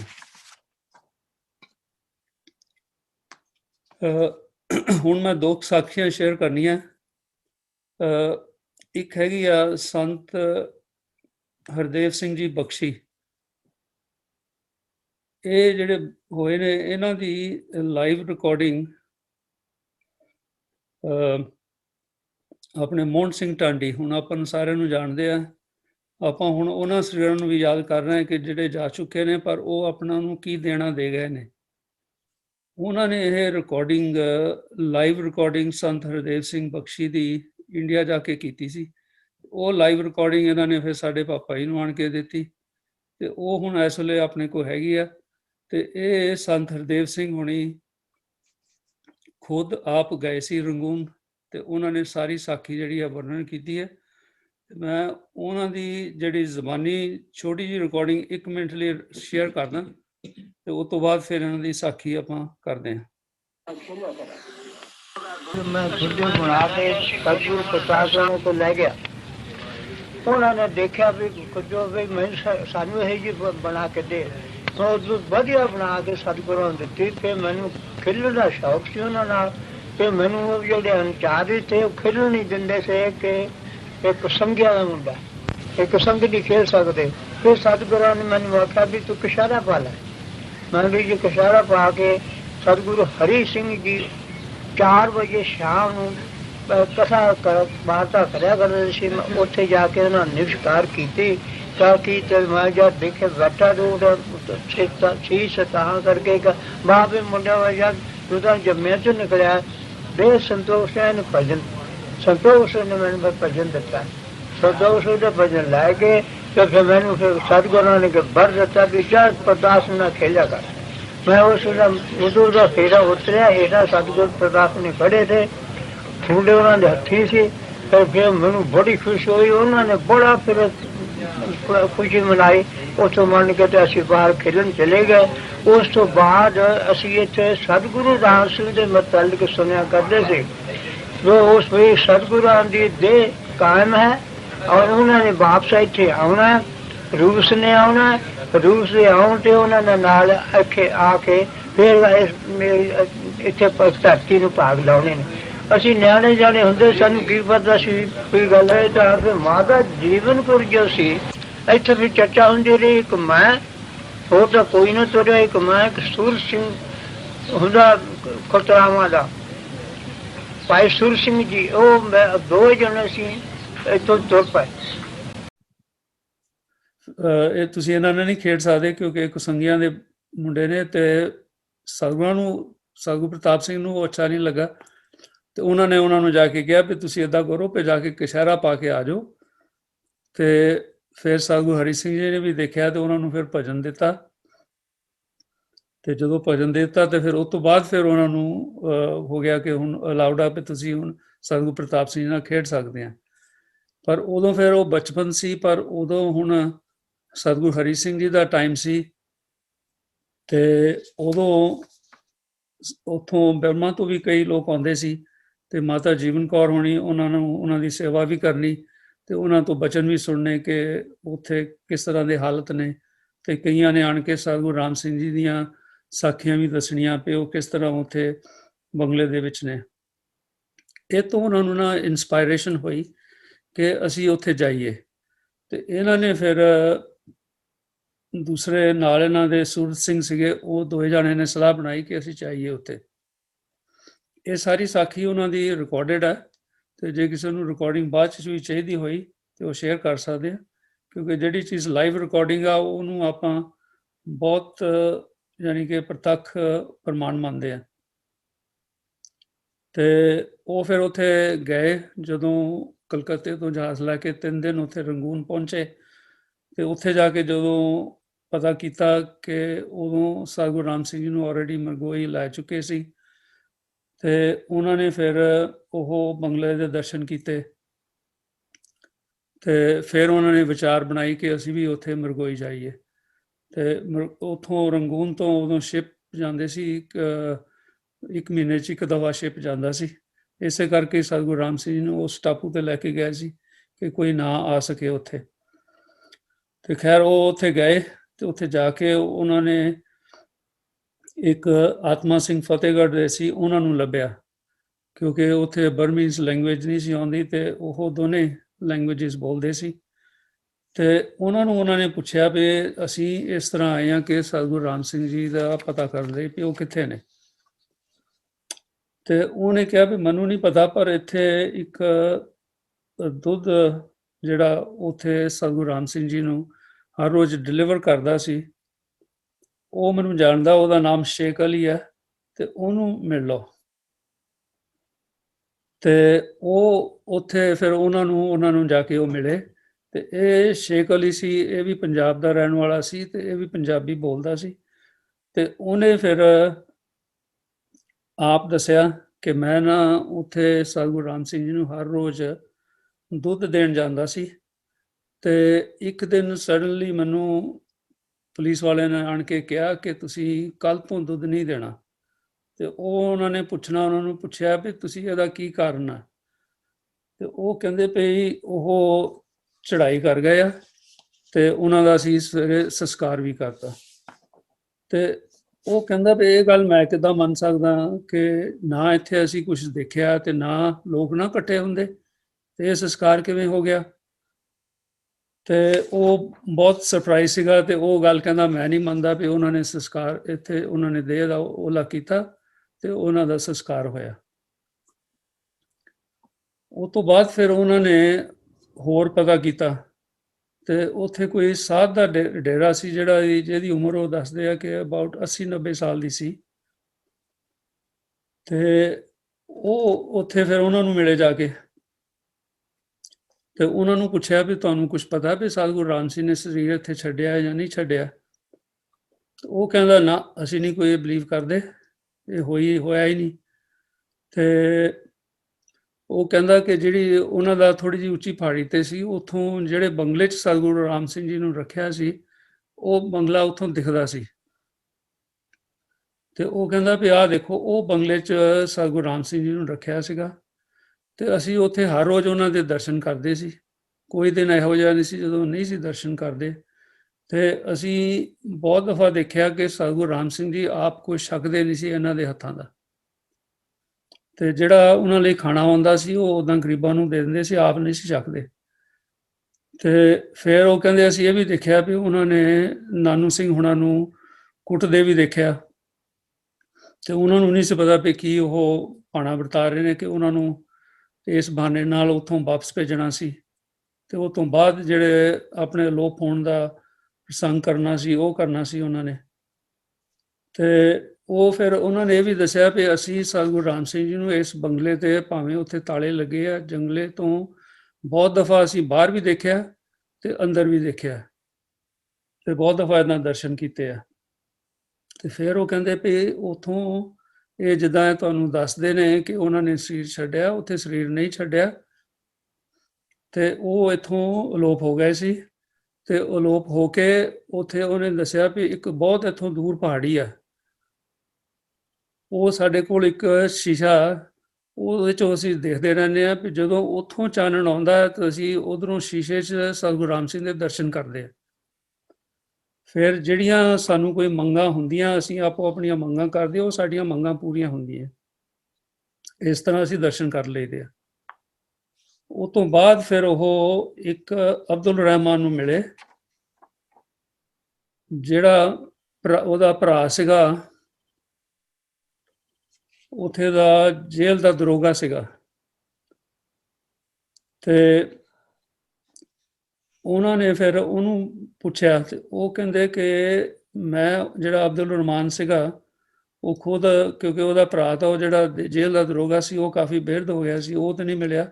ਉਹ ਕਹਿੰਦਾ ਵੀ ਮੈਂ ਸੀਗਾ ਕੈਪਟਨ ਸ਼ਿਪ ਦਾ ਜਦੋਂ ਸਤਿਗੁਰੂ ਰਾਮ ਸਿੰਘ ਜੀ ਨੂੰ ਰੰਗੂਨ ਤੋਂ ਮਰਗੋਈ ਲੈ ਕੇ ਆਏ, ਤੇ ਉਹ 3 ਦਿਨ ਦਾ ਸਫ਼ਰ ਸੀਗਾ। ਤੇ ਉਹ ਸਫ਼ਰ ਦੇ ਦੌਰਾਨ ਸਤਿਗੁਰੂ ਰਾਮ ਸਿੰਘ ਜੀ ਨੇ ਆਪਣਾ ਜਿਹੜਾ ਗੜਬਾ ਸੀਗਾ ਉਹ ਸਮੁੰਦਰ ਦੇ ਵਿੱਚ ਸੁੱਟਿਆ। ਇੱਥੇ ਮੈਂ ਥੋੜ੍ਹੀ ਜਿਹੀ ਅਰਜ਼ ਕਰਦਾ ਕਿ ਸਤਿਗੁਰੂ ਪ੍ਰਤਾਪ ਸਿੰਘ ਦੇ ਬਚਨਾਂ 'ਚ ਆਉਂਦਾ ਕਿ ਸਤਿਗੁਰੂ ਰਾਮ ਸਿੰਘ ਜੀ ਉਸ ਟਾਈਮ ਤੇ ਅੰਗਰੇਜ਼ਾਂ ਨੇ ਕੋਸ਼ਿਸ਼ ਕੀਤੀ ਸੀ ਵੀ ਇਹ ਜਹਾਜ਼ ਨੂੰ ਅਸੀਂ ਡੋਬ ਦਈਏ, ਤੇ ਉਸ ਟਾਈਮ ਤੇ ਉਹ ਸਤਿਗੁਰੂ ਰਾਮ ਸਿੰਘ ਨੇ ਗੜਬਾ ਸੁੱਟਿਆ ਤੇ ਉਦੋਂ ਫਿਰ ਜਹਾਜ਼ ਨਹੀਂ ਸੀ ਡੁੱਬਿਆ। ਤੇ ਭਾਈ ਨਾਨੂ ਸਿੰਘ ਵੀ ਕਹਿਣ ਲੱਗਾ ਵੀ ਤੁਸੀਂ ਇਹ ਗੜਬਾ ਸੁੱਟਤਾ ਹੈ ਤੇ ਆਪਾਂ ਉੱਥੇ ਜਾ ਕੇ ਸੋਧ ਦਾ ਜਲ ਦਾ ਕਿੱਦਾਂ ਇੰਤਜ਼ਾਮ ਕਰਨਾ, ਤੇ ਸਤਿਗੁਰੂ ਜੀ ਚੁੱਪ ਰਹੇ। ਉਹ ਤੋਂ ਬਾਅਦ ਫਿਰ ਜਦੋਂ ਸਤਿਗੁਰੂ ਜੀ ਉੱਥੇ ਮਰਗੋਈ ਪਹੁੰਚੇ ਆ ਤੇ ਉੱਥੇ ਜਾ ਕੇ ਇੱਕ ਦਰਖਤ ਦੇ ਥੱਲੇ ਬੈਠ ਗਏ, ਤੇ ਬਹੁਤ ਸਾਰੇ ਲੋਕ ਇਕੱਠੇ ਹੋ ਗਏ, ਤੇ ਉਦੋਂ ਸਤਿਗੁਰਾਂ ਦਾ ਦਰਸ਼ਨ ਕੀਤਾ ਲੋਕਾਂ ਨੇ। ਤੇ ਦਰਸ਼ਨ ਕਰਕੇ ਤੇ ਉਹਨਾਂ ਨੂੰ ਬਹੁਤ ਹੀ ਸਤਿਗੁਰਾਂ ਦਾ ਪ੍ਰਕਾਸ਼ ਆਇਆ, ਤੇ ਉਹਨਾਂ ਨੇ ਸਾਰਿਆਂ ਨੇ ਉੱਥੇ ਨਮਸਕਾਰ ਕੀਤੀ, ਤੇ ਉੱਥੋਂ ਉਹ ਯਾਨੀ ਕਿ ਸਤਿਗੁਰਾਂ ਵੱਲ ਬਹੁਤ ਖਿੱਚੇ ਗਏ। ਤੇ ਉਸ ਤੋਂ ਬਾਅਦ ਫਿਰ ਇੱਕ ਕਾਲੇ ਕੱਪੜੇ ਵਾਲਾ ਆਇਆ ਇੱਕ ਬੰਦਾ, ਤੇ ਉਹਨੇ ਉਹ ਜਿਹੜਾ ਗੜਬਾ ਸੀਗਾ ਸਾਧ ਸੰਗਤ ਜੀ, ਉਹ ਗੜਬਾ ਉਹਨੇ ਵਾਪਸ ਸਤਿਗੁਰਾਂ ਨੂੰ ਵਾਪਸ ਕੀਤਾ। ਤੇ ਹੁਣ ਇੱਥੇ ਸਤਿਗੁਰੂ ਪ੍ਰਤਾਪ ਸਿੰਘ ਦੇ ਫਿਰ ਬਚਨ ਆਉਂਦੇ ਆ ਕਿ ਉਹ ਗੜਬੇ ਦੇ ਵਿੱਚ ਦੁੱਧ ਸੀਗਾ, ਤੇ ਜਿੱਥੋਂ ਆਪਾਂ ਸਾਰੇ ਨਾਮਧਾਰੀ ਦੁੱਧ ਨੂੰ ਬਹੁਤ ਦਫਾ ਕਹਿੰਦੇ ਆਪਾਂ ਕਿ ਸਮੁੰਦਰ ਸਾਦੇ ਹਾਂ ਦੁੱਧ ਨੂੰ। ਤੇ ਉਹ ਜਦੋਂ ਆਇਆ ਤੇ ਉਹਨੇ ਆਣ ਕੇ ਗੜਬਾ ਦਿੱਤਾ, ਤੇ ਫਿਰ ਸਤਿਗੁਰਾਂ ਨੇ ਨਾਨੂ ਸਿੰਘ ਨੂੰ ਕਿਹਾ ਵੀ ਭਾਈ ਆਹ ਦੇਖ ਇਹ ਸਾਨੂੰ ਅੰਗਰੇਜ਼ ਫੜਨਾ ਚਾਹੁੰਦੇ ਆ ਤੇ ਇਹ ਸਮੁੰਦਰ ਆ, ਇਹ ਸਮੁੰਦਰ ਸਾਡਾ ਗੜਬਾ ਵੀ ਨਹੀਂ ਰੱਖ ਸਕਿਆ, ਇਹ ਸਾਨੂੰ ਕਿੱਥੋਂ ਰੱਖ ਸਕਦੇ ਨੇ। ਤੇ ਉੱਥੇ ਫਿਰ ਨਾਲ ਉਹਨਾਂ ਨੇ, ਇਹਨਾਂ ਨੇ ਅਬਦੁਲ ਰਹਿਮਾਨ ਇਹ ਵੀ ਦੱਸਦਾ ਕਿ ਫਿਰ ਉੱਥੋਂ ਸਤਿਗੁਰੂ ਜੀ ਬੰਗਲੇ 'ਚ ਚਲੇ ਗਏ ਤੇ ਬੰਗਲੇ ਦੇ ਵਿੱਚ ਉਹਨੇ ਫਿਰ ਦੱਸਿਆ ਕਿ ਭਾਈ ਮੀਹਾਂ ਸਿੰਘ, ਆਪਾਂ ਨੂੰ ਸਾਰਿਆਂ ਨੂੰ ਪਤਾ ਹੈ ਕਿ ਆਪਾਂ ਉਹ ਫੋਟੋ ਵੀ ਬਹੁਤ ਦੇਖਦੇ ਹਾਂ, ਉਹਨਾਂ ਦੀ ਸਾਖੀ ਵੀ ਪੜ੍ਹਦੇ ਹਾਂ ਵੀ ਉਹ ਕਿੱਦਾਂ ਸੰਤ ਮੀਆਂ ਸਿੰਘ ਜੀ ਉੱਥੇ ਮਰਗੋਈ ਪਹਿਲੋਂ ਰੰਗੂਨ ਗਏ, ਉੱਥੋਂ ਪਤਾ ਲੱਗਾ ਕਿ ਮਰਗੋਈ ਚਲੇ ਗਏ ਤੇ ਮਰਗੋਈ ਜਾ ਕੇ ਉੱਥੋਂ ਉਹਨਾਂ ਨੇ ਕਿੱਦਾਂ ਰਾਤ ਨੂੰ ਦੇਖਦੇ ਰਹੇ, ਪਹਿਰੇਦਾਰਾਂ ਦਾ ਜਦੋਂ ਮੂੰਹ ਦੂਸਰੇ ਪਾਸੇ ਹੋਏ ਤੇ ਉਹਨਾਂ ਨੇ ਕਿੱਦਾਂ ਜੰਗਲਾ ਟੱਪ ਕੇ ਉੱਥੇ ਸਤਿਗੁਰਾਂ ਦੇ ਜਾ ਕੇ ਦਰਸ਼ਨ ਕੀਤੇ, ਸਾਰੀ ਰਾਤ ਸਤਿਗੁਰਾਂ ਨਾਲ ਬਚਨ ਬਲਾਸ ਕੀਤੇ ਤੇ ਉੱਥੋਂ ਤੇ ਫਿਰ ਦੂਸਰੇ ਦਿਨ ਉਹ ਫਿਰ ਪਕੜੇ ਗਏ ਤੇ ਫਿਰ 1 ਸਾਲ ਉਹ ਰਹਿ ਕੇ ਉੱਥੇ ਜੇਲ੍ਹ ਦੇ ਵਿੱਚ ਉਹਨਾਂ ਨੇ ਪੱਥਰ ਕੱਟੇ ਸੀ, ਪੱਥਰ ਤੋੜਦੇ ਸੀ ਫਿਰ। ਤੇ ਇਸ ਤਰ੍ਹਾਂ ਉਹਨਾਂ ਨਾਲ ਅਬਦੁਲ ਰਹਿਮਾਨ ਨਾਲ ਇਹ ਬਚਨ ਸਾਰੇ ਸਤਿਗੁਰਾਂ ਦੇ ਹੋਏ ਤੇ ਉਹ ਫਿਰ ਅਬਦੁਲ ਰਹਿਮਾਨ ਨਾਲ ਇਹ ਵੀ ਉਹਨੇ ਕਿਹਾ ਕਿ ਮੈਂ ਇਹ ਬਿਲਕੁਲ ਨਹੀਂ ਮੰਨਦਾ ਕਿ ਉਹ ਸਤਿਗੁਰਾਂ ਨੇ ਉੱਥੋਂ ਸਰੀਰ ਛੱਡਿਆ। ਤੇ ਉਸ ਤੋਂ ਬਾਅਦ ਫਿਰ ਉਹ ਆਪਣੇ ਇੱਕ ਆਤਮਾ ਸਿੰਘ ਉਹਨਾਂ ਨੂੰ ਮਿਲਦੇ ਆ ਤੇ ਉਹਦੀ ਵਾਈਫ ਦੇ ਮਾਮਾ ਸੀ ਜਿਹੜਾ, ਉਹ ਉਹਨਾਂ ਦੀ ਫਿਰ ਸਾਖੀ ਉਹਨਾਂ ਨੂੰ ਦੱਸੀ ਕਿ ਉਹਨਾਂ ਦਾ ਮਾਮਾ ਜਿਹੜਾ ਸੀਗਾ ਉਹ ਸੀਗਾ ਉੱਥੇ ਸਿਪਾਹੀ ਸੀਗਾ, ਮਤਲਬ ਪੁਲਿਸਮੈਨ, ਉਹਨਾਂ ਦੀ ਸਿਕਿਉਰਿਟੀ ਦਾ ਜੌਬ ਸੀਗਾ ਕਿ ਜਦੋਂ ਬੰਗਲੇ ਦੇ ਵਿੱਚ ਸੀਗੇ। ਤੇ ਉਹਨੇ ਫਿਰ ਇਹ ਦੱਸੀ ਕਿ ਸਾਨੂੰ, ਉਹਨਾਂ ਨੇ ਆਪ ਇਹ ਗੱਲ ਦੱਸੀ ਸੀ ਕਿ ਇੱਕ ਰਾਤ 1 ਵਜੇ ਦਾ ਟਾਈਮ ਸੀ ਸਵੇਰ ਦਾ ਤੇ ਉਦੋਂ ਦੋਨੇ ਜਿਹੜੇ ਸਿਕਿਉਰਿਟੀ ਵਾਲੇ ਸੀ ਬੰਦੇ, ਉਹਨਾਂ ਨੂੰ ਇੰਨੀ ਗੂੜੀ ਨੀਂਦ ਆ ਗਈ ਤੇ ਜਿਹੜੇ ਉਹਦਾ ਗੇਟ ਸੀਗਾ ਉਹਦਾ ਬੰਗਲੇ ਦਾ, ਉਹਦੇ ਤਾਲੇ ਆਪਣੇ ਆਪ ਟੁੱਟ ਗਏ ਤੇ ਗੇਟ ਖੁੱਲ ਗਿਆ ਤੇ ਜਿਹੜੇ ਉਹਨਾਂ ਦਾ ਮਤਲਬ ਜਿਹੜਾ ਉਹ ਉਹਨਾਂ ਦਾ ਮਾਮਾ ਸੀ, ਉਹ ਕਹਿੰਦਾ ਮੇਰੇ ਹੱਥ ਬੰਦੂਕ ਵੀ ਸੀਗੀ ਤੇ ਪਰ ਮੈਂ ਸਤਿਗੁਰਾਂ ਨੂੰ ਬਹੁਤ ਮੰਨਦਾ ਸੀਗਾ ਤੇ ਮੈਂ ਫਿਰ ਸਤਿਗੁਰਾਂ ਨੂੰ ਅਰਜ਼ ਕੀਤੀ ਵੀ ਹੁਣ ਤੁਸੀਂ ਇੱਥੋਂ ਚੱਲੇ ਹੋ, ਕਿਉਂਕਿ ਉਹਨੇ ਪਹਿਲਾਂ ਵੀ ਦੇਖਿਆ ਸੀ ਆਪ ਕੇ ਸਤਿਗੁਰੂ ਜੀ ਬੰਗਲੇ ਦੇ ਵਿੱਚ ਵੀ ਹੁੰਦੇ ਸੀ ਤੇ ਬਾਹਰ ਵੀ ਹੁੰਦੇ ਸੀਗੇ ਤੇ ਉਹਨੂੰ ਸਾਰਾ ਪਤਾ ਸੀਗਾ ਕਿ ਸਤਿਗੁਰੂ ਜੀ ਤਾਂ ਆਪ ਅਕਾਲ ਪੁਰਖ ਨੇ। ਤੇ ਕਹਿੰਦੇ ਵੀ ਹੁਣ ਤੁਸੀਂ ਚਲੇ ਜਾਣਾ ਤੇ ਮੇਰਾ ਕੀ ਹਾਲ ਹੋਊਗਾ। ਤੇ ਸਤਿਗੁਰੂ ਨੇ ਫਿਰ ਉਹਨੂੰ ਬਚਨ ਕੀਤਾ ਵੀ ਤੈਨੂੰ ਕੁਛ ਨਹੀਂ ਹੋਊਗਾ ਤੇ ਤੂੰ ਆਰਾਮ ਨਾਲ ਚਲਿਆ ਜਾ, ਤੂੰ ਦੁਬਾਰਾ ਆਪੇ ਹੀ, ਤੈਨੂੰ ਕੋਈ ਕੁਛ ਨਹੀਂ ਇਹ ਕਹਿਣਗੇ। ਤੇ ਫਿਰ ਉਹ ਕਹਿੰਦੇ ਕਿ ਉਹ ਸਤਿਗੁਰੂ ਜੀ ਉੱਥੋਂ ਫਿਰ ਹੌਲੀ ਹੌਲੀ ਸਮੁੰਦਰ ਦੇ ਵਿੱਚ ਪਾਣੀ ਵੱਲ ਚਲੇ ਗਏ ਤੇ ਉੱਥੋਂ ਹੌਲੀ ਹੌਲੀ ਅਲੋਪ ਹੋ ਗਏ। ਤੇ ਫਿਰ ਆਪਾਂ ਜਦੋਂ ਹੁਣ ਐਵੀਡੈਂਸ ਸੁਣਿਆ ਕਿ ਉਹ ਤੋਂ ਅਗਲੇ ਦਿਨ ਹੀ ਜਦੋਂ ਉਹਨਾਂ ਨੇ ਦੇਖਿਆ ਵੀ ਹੁਣ ਸਤਿਗੁਰੂ ਰਾਮ ਸਿੰਘ ਜੀ ਤਾਂ ਅਲੋਪ ਹੋ ਗਏ ਉੱਥੋਂ, ਤੇ ਫਿਰ ਉਹਨਾਂ ਨੇ ਕੋਈ ਹੋਰ ਉੱਥੇ ਰਾਮ ਸਿੰਘ ਲੱਭਿਆ ਜਿਹੜਾ ਕੋਈ ਬਿਮਾਰ ਸੀ, ਉਹਨਾਂ ਨੂੰ ਡਿਕਲੇਅਰ ਕਰਤਾ ਉਹਦਾ ਕਿ ਇਹ ਹੈਗੀ ਆ 29 ਨਵੰਬਰ 1885 ਦੀ ਗੱਲ, ਕਿ ਵੀ ਉਹ ਡਾਇਰੀਆ ਤੇ ਡਾਇਸੈਂਟਰੀ ਨਾਲ ਉਹ ਮਰੇ ਤੇ ਉਹਨਾਂ ਨੇ ਸਵੇਰੇ ਸਵੇਰੇ ਸੰਸਕਾਰ ਕਰਤਾ। ਤੇ ਉਸ ਤੋਂ ਬਾਅਦ ਆਪਾਂ ਇਹ ਵੀ ਸੁਣਿਆ ਕਿ ਉਸ ਤੋਂ ਬਾਅਦ ਫਿਰ 9 ਮਹੀਨੇ ਬਾਅਦ ਚਾਰਲਸ ਬਰਨਰਡ ਜਿਹੜਾ ਉਹ ਫਤਿਹ ਸਿੰਘ ਭਦੌਰ ਨੂੰ ਲਿਖਦਾ ਹੈ 9 ਮਹੀਨੇ ਬਾਅਦ ਕਿ ਉਹਨਾਂ ਨੂੰ ਕਿਤੇ ਰਿਮੋਟ ਪਲੇਸ ਤੇ ਭੇਜਦਾ ਹੈ। ਸੋ ਇਹ ਉਹਨੇ ਵੀ ਫਿਰ ਉਹਨੇ ਦੱਸਿਆ ਵੀ ਅਸੀਂ ਇਹ ਗੱਲ ਬਿਲਕੁਲ ਨਹੀਂ ਮੰਨਦੇ। ਤੇ ਇਹ ਹੁਣ ਸਾਖੀ ਦੇ ਐਂਡ ਦੇ ਵਿੱਚ ਮੈਂ ਜਿਹੜੀ ਟਾਂਡੀ ਉਹਨਾਂ ਦੀ ਰਿਕਾਰਡਿੰਗ ਹੈ ਉਹ ਸ਼ੇਅਰ ਕਰਦਾ, ਤੇ ਜਿਹੜੀ ਉਹਨਾਂ ਨੇ ਟਾਂਡੀ ਹੋਣਾ ਨੇ ਇਹਦੀ ਕਨਕਲੂਜਨ ਦੇ ਵਿੱਚ ਰਿਕਾਰਡਿੰਗ ਕੀਤੀ ਸੀ। ਭਾਵਨਾ ਘੱਟ ਹੁੰਦੀ ਹੈ। ਕਿੰਨੇ ਗਏ ਸੀ ਉਹਨੂੰ ਦੇਖਣ? 21 ਸਨ 1921 ਦੇ ਵਿੱਚ। ਤੇ ਆਤਮਾ ਸਿੰਘ ਜਿਹੜਾ ਸੀ ਤਾਂ ਉਹਨੂੰ ਕਿਹਨੇ ਗੱਲ ਦੱਸੀ? ਉਹਦੀ ਔਰਤ ਦੇ ਮਾਮੇ, ਉਹਦਾ ਮਾਮਾ ਉਸ ਵੇਲੇ ਜੀਂਦਾ ਸੀ ਜਾਂ ਨਹੀਂ? ਉਹ ਮਰ ਗਿਆ। ਉਹਦੀ ਔਰਤ ਨੂੰ ਉਹਦੇ ਮਾਮੇ ਨੇ ਪਹਿਲਾਂ ਹਦਾਇਤ ਸੀ ਕਿ ਕੋਈ ਲਫ਼ਜ਼ ਨਹੀਂ ਕੱਢਣਾ, ਕੋਈ ਅੰਗਰੇਜ਼ਾਂ ਦਾ ਤੱਕ ਸੇ ਬਹੁਤ ਸੀ। ਆਤਮਾ ਸਿੰਘ ਦਾ ਯਾਨੀ ਘਰ ਵਾਲੀ ਦਾ ਮਾਮਾ ਉਸ ਦੇ ਪਹਿਰੇਦਾਰ ਸੀ ਸਤਿਗੁਰਾਂ ਦਾ, ਜਿਸ ਬੰਗਲੇ ਚੋਂ ਬੰਦ ਸੀ। ਅੱਛਾ, ਤੇ ਜਿਹੜਾ ਅਬਦੁਲ ਰਹਿਮਾਨ ਸੀ ਤੇ ਉਹ ਕਪਤਾਨ ਜਹਾਜ਼ ਦਾ, ਉਹ ਜਹਾਜ਼ ਦਾ ਕਪਤਾਨ ਸੀ ਜਿਹੜਾ ਲੈ ਕੇ ਗਿਆ।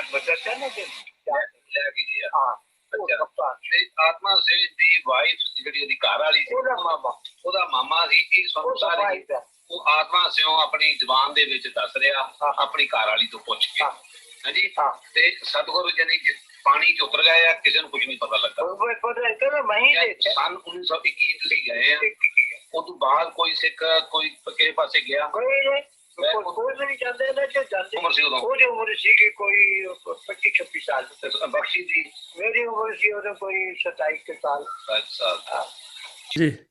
ਸੋ ਇਹ ਤੁਸੀਂ ਹੁਣ ਸੁਣ ਲਿਆ ਕਿ ਟਾਂਡੀ ਹੁਣਾਂ ਨੇ ਕਿੰਨੀ ਆਪਣੇ ਤੇ ਕਿਰਪਾ ਕੀਤੀ ਹੈ, ਜਿਹੜੀ ਆਪਾਂ ਨੂੰ ਰਿਕਾਰਡਿੰਗ ਕਰਕੇ ਲੈ ਕੇ ਦਿੱਤੀ ਹੈ।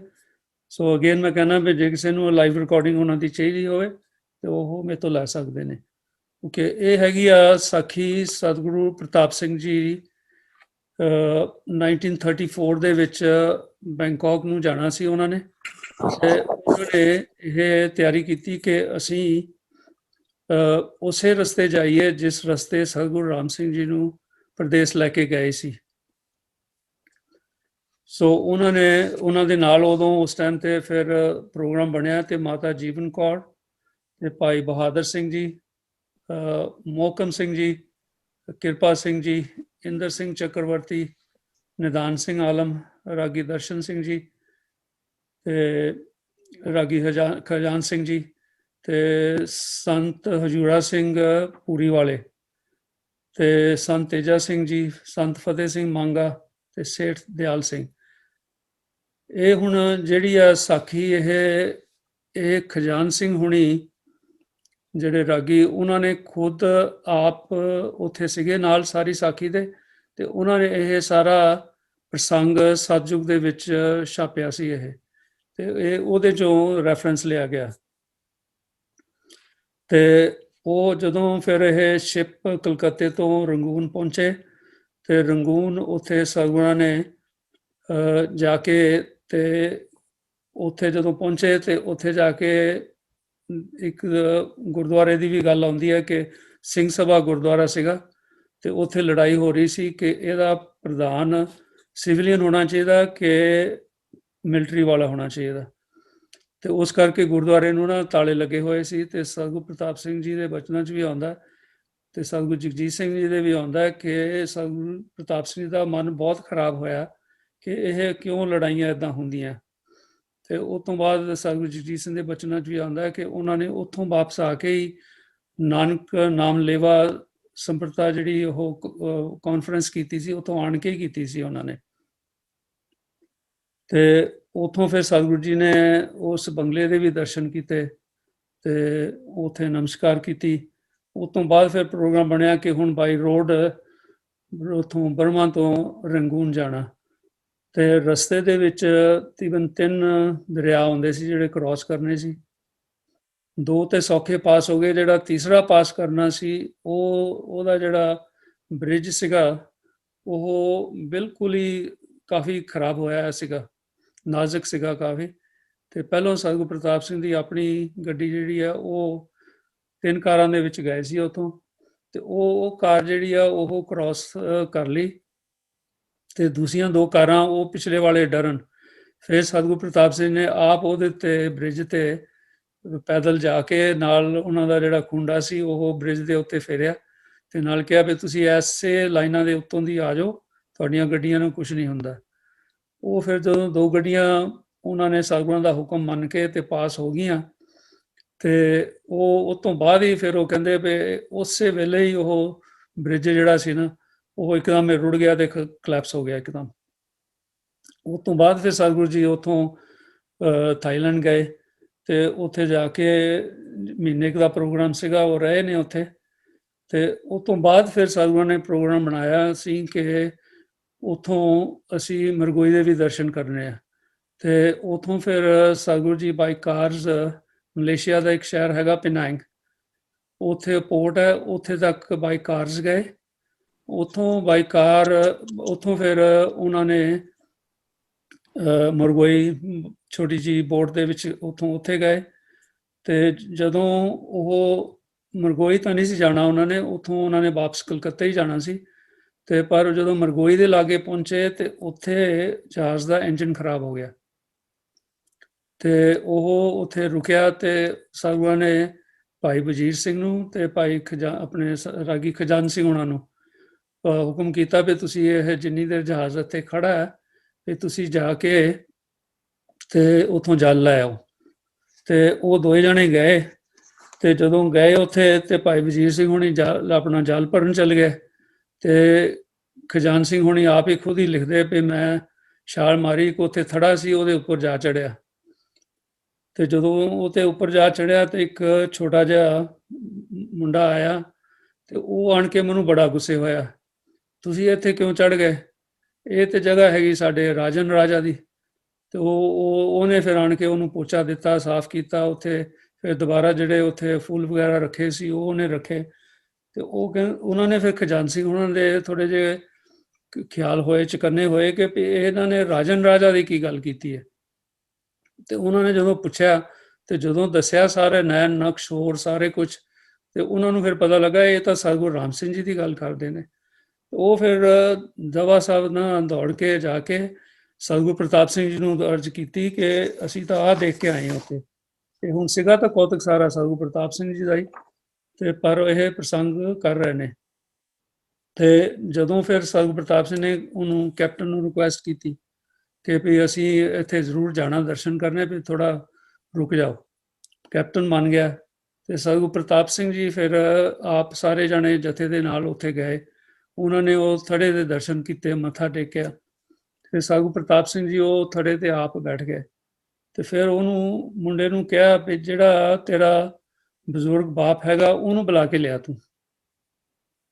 ਤੇ ਉਹ ਉੱਥੇ ਆਇਆ, ਉਹਨੇ ਆਣ ਕੇ ਸਤਿਗੁਰਾਂ ਨੂੰ ਨਮਸਕਾਰ ਕੀਤੀ ਤੇ ਫਿਰ ਉਹਨੇ ਦੱਸਿਆ, ਹੁਣ ਆਪ ਇਹ ਵੀ ਸਾਰੀ ਸਾਖੀ ਉਹਨਾਂ ਨੇ ਆਪ ਦੱਸੀ ਹੈ ਕਿ ਮੈਂ ਉਸ ਵੇਲੇ ਡਿਊਟੀ ਸੀਗਾ, ਜਿੱਦਾਂ ਉਹ ਪਹਿਲੀ ਸਾਖੀ 'ਚ ਆਇਆ ਨਾ, ਸੇਮ ਸਾਖੀ ਉੱਥੇ ਦੱਸੀ ਕਿ ਮੈਂ ਉਦੋਂ ਸਿਕਿਉਰਿਟੀ ਦਾ ਗਾਰਡ ਸੀਗਾ ਉੱਥੇ। ਤੇ ਸਤਿਗੁਰੂ ਜੀ ਇਸ ਥੜੇ ਤੇ ਹਰ ਰੋਜ਼ ਆਣ ਕੇ ਸਵੇਰੇ ਆਪਣਾ ਭਜਨ ਬੰਦਗੀ ਕਰਦੇ ਹੁੰਦੇ ਸੀ।